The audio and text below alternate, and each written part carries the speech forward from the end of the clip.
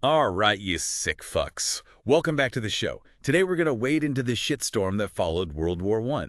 You guys dumped a mountain of Wikipedia garbage on us, so we're going to dig through this historical bullshit and find the nuggets that'll make you sound like a goddamn professor on your next bar crawl. Indeed. While the war officially ended in 1918, the aftershocks of that clusterfuck continued to screw things up for decades.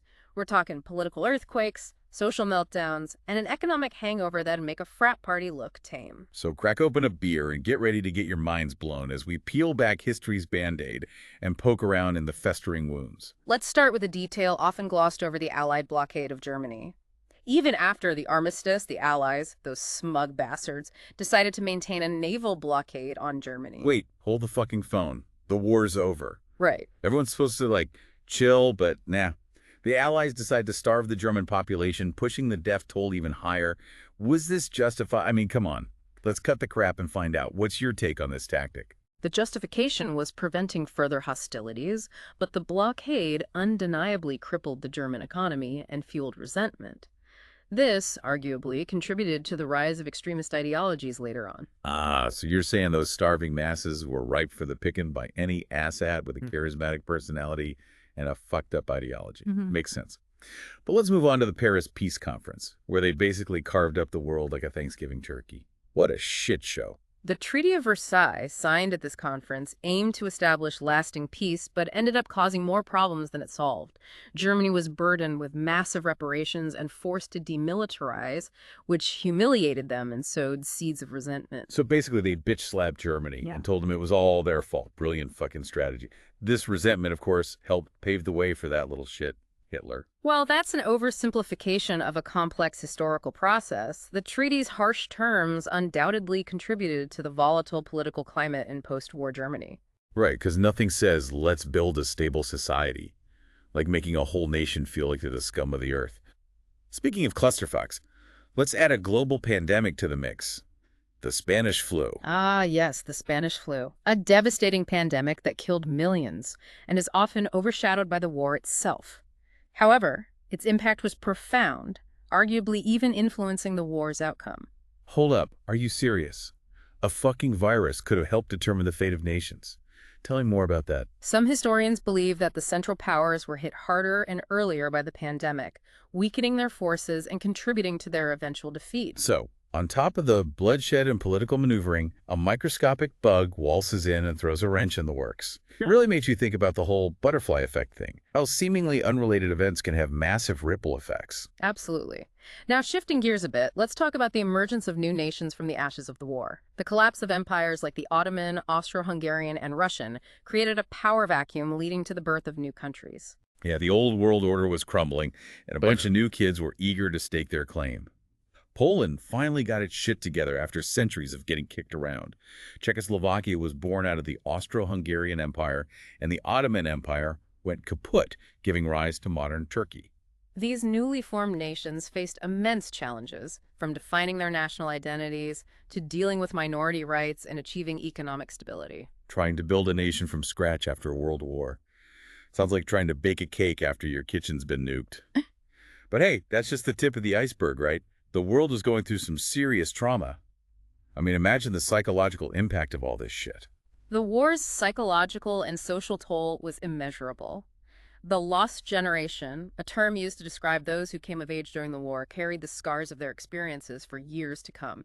Millions dead, empires crumbled, and the world was left grappling with the horrors it had witnessed. You don't just send millions of young men to fight and die in the most brutal war the world has ever seen and expect everyone to just bounce back like nothing happened.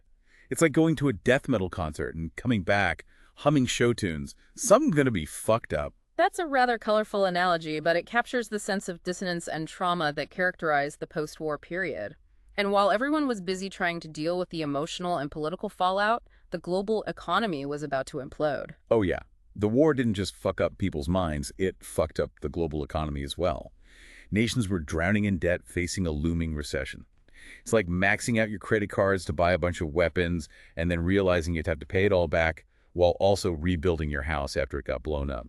A simplified but accurate representation. The war's economic consequences were far-reaching and ultimately set the stage for the Great Depression. And on that cheerful note, we'll wrap up part one of our deep dive into the shitstorm that followed World War I.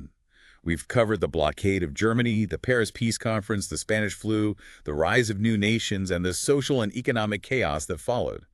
But trust me, we've just scratched the surface. There's a lot more to uncover, so grab another beer and brace yourselves for part two.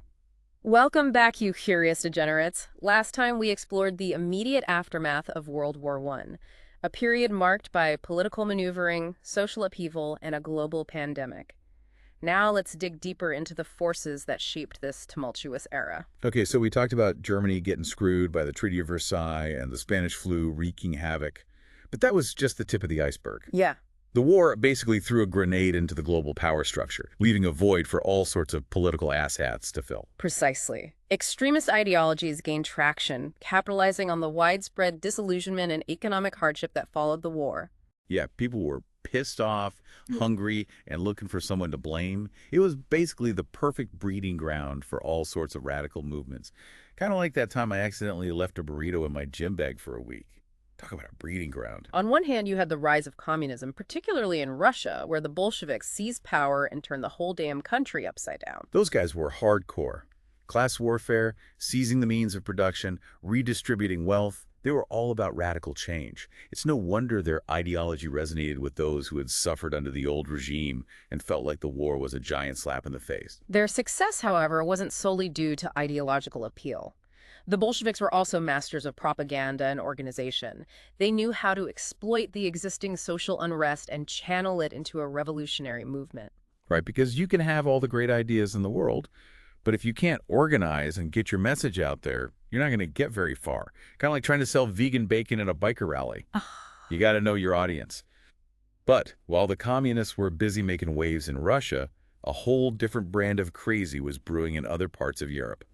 Fascism. Fascism, with its emphasis on extreme nationalism, authoritarianism, and militarism, offered a starkly different vision. It appealed to those who longed for a return to traditional values and a strong leader who could restore order and national pride. Yeah, those guys were all about uniforms, parades, and crushing anyone who questioned their authority. It's like the world was a giant pendulum swinging wildly between communism and fascism, while everyone else just tried not to get trampled in the chaos. The rise of these extremist ideologies had profound consequences for the world, contributing to political instability, violence, and ultimately another global conflict. But beyond the ideological clashes, the war also reshaped the geopolitical landscape in a very concrete way. The redrawing of national boundaries created new tensions and rivalries as countries jostled for a position in the new world order. It's like giving a bunch of toddlers a brand new Lego set and telling them to share nicely. What could possibly go wrong? The collapse of empires and the emergence of new nations led to a scramble for power and resources. This was further complicated by the formation of new alliances and the resurgence of old ones as countries tried to protect their interests and security in a rapidly changing world. So basically, it was a giant game of risk with everyone forming alliances and trying to conquer each other's territories. And amidst all this geopolitical maneuvering, another significant shift was taking place: the role of women in society. Indeed, the war had challenged traditional gender roles as women stepped up to fill the void left by men who were off fighting on the front lines. They worked in factories, drove buses, ran businesses, basically proving they could handle shit just as well as men, if not better. Hell yeah.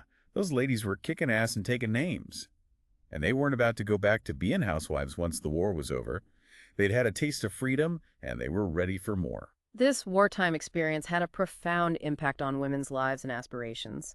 It contributed to the growing movement for women's suffrage and paved the way for greater social and economic opportunities in the decades that followed. Of course, it wasn't all sunshine and roses. There was plenty of pushback from those who clung to the old ways. You know the types, those who saw women's newfound independence as a threat to the established order. But the genie was out of the bottle and there was no stuffing it back in. So we've got political extremism, geopolitical power struggles, shift in gender dynamics, and let's not forget the environmental impact of all this chaos. I mean, 4 years of industrialized warfare, bombs, artillery shells, chemical weapons. That shit doesn't just disappear. You're absolutely right. The war had a devastating impact on the environment, particularly in areas where heavy fighting occurred. Battlefields were scarred with unexploded ordnance, toxic chemicals leached into the soil and water, and entire ecosystems were disrupted. It's a sobering reminder that the true cost of war extends far beyond the immediate loss of human life. It leaves scars on the planet that can take generations to heal, kind of like that time I tried to give myself a tattoo after a few too many beers. Talk about a lasting impact. So, to sum it all up, we've got political upheaval, social change, environmental damage. It's like the world got hit by a cosmic 2x4 and had to rebuild itself from scratch. The aftermath of World War I was a period of profound transformation as nations grappled with the consequences of the conflict and tried to navigate a world reshaped by war. Back for more punishment, are ya? Welcome back, you magnificent bastards, for the grand finale of our deep dive into the shitstorm that followed World War I. We ripped apart the immediate fallout, the political and social dumpster fire, but now it's time to face the long-term consequences. The shit that still messes with us today. Indeed, while the guns finally shut the fuck up in 1918, World War I's impact continues to ripple through history, shaping geopolitics, technology, and even the fabric of modern society. So basically, the world's still nursing a hangover from that epic rager a century ago. Let's kick things off with globalization. The war, as brutal as it was, kind of turbocharged the whole world getting all interconnected. Precisely. Millions of soldiers from all corners of the globe were stuck in trenches together. New technologies like airplanes and submarines were shrinking distances, and propaganda was spreading faster than a bad case of crabs. The world had never been so connected, even if it was through bloodshed and misery. It's kind of mind-blowing that something as fucked up as war could accidentally lead to greater global integration. What a paradox, huh? Indeed. The war smashed through geographical barriers, fostering international trade, communication, and cultural exchange. But it also laid the groundwork for future conflicts, as global powers began vying for resources and influence on an increasingly interconnected stage. And speaking of interconnectedness, the war also basically lit a fire under the asses of anyone working on new technologies. Absolutely. The need to get one up on the enemy led to all sorts of crazy advancements in aviation, medicine, communication, and, of course, weapons. Yeah, those bastards were so focused on killing each other, they accidentally stumbled upon a bunch of cool shit. Planes, tanks, antibiotics, all thanks to the desire to blow each other to kingdom come. Like they say, necessity is the mother of invention, especially when that necessity involves blowing shit up. While initially created for military purposes, a lot of these technologies found their way into civilian life eventually, transforming transportation, healthcare, and how we communicate. But let's not forget the dark side of all this progress, especially when it comes to weapons. The war was a brutal demonstration of what humans can do when they turn their ingenuity towards destruction, a lesson that still haunts us in this age of nukes and whatnot. Speaking of hauntings, let's not forget the massive psychological impact the war had on people and entire nations. The psychological toll was immense. Soldiers came home with what we now know as PTSD. Back then they called it shell shock. The world was grappling with the invisible wounds of war, struggling to understand and treat the mental and emotional scars left by such unprecedented violence. It's crazy how long it took for people to realize just how badly the war had fucked up those who fought in it. But it wasn't just the soldiers who suffered. Whole societies were traumatized. It led to disillusionment, cynicism, and a general loss of faith in all the shit people used to believe in. This collective trauma seeped into everything: art, literature, philosophical thought, shaping cultural expression for decades to come. Think about all the dark and gritty art and literature that emerged from that era. The lost generation wasn't just some fancy term. It reflected a world trying to pick up the pieces after having its innocence shattered by war. It's heavy shit, man. All those emotional and psychological scars, but hey, it wasn't all doom and gloom. The horrors of World War I also fueled a global peace movement. People dedicated to preventing future conflicts and figuring out how to make all those countries play nice. Exactly. Organizations like the League of Nations, the precursor to the UN, were formed with this noble goal of resolving disputes peacefully and promoting international cooperation. You gotta give them credit for trying. Yeah, well, we all know how that turned out. Another world war, bigger and better than the last. It's like humanity got amnesia and forgot all the lessons they supposedly learned from World War I. While the League of Nations ultimately failed to prevent World War II, its goals and ideals paved the way for future attempts at creating a more peaceful and just world. Baby steps, right? So after all this talk of war and death and destruction, can we salvage any positive takeaways from this whole mess? Or are we just doomed to repeat the same mistakes over and over again? The legacy of World War I is complicated as hell, no doubt, but there are valuable lessons buried in all the rubble. The war showed us just how connected our world is.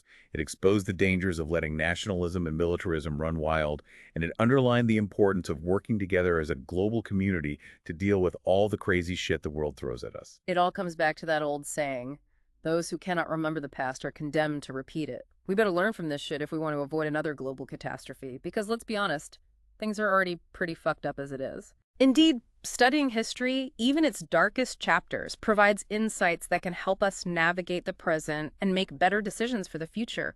At least that's what they tell us. Well, there you have it, folks. World War I wasn't just some 4-year bloodbath. It was a pivotal moment in human history. Its ripple effects are still felt today in how we're connected globally, the technology we use, how we think about trauma and mental health, and even in our never-ending quest for world peace.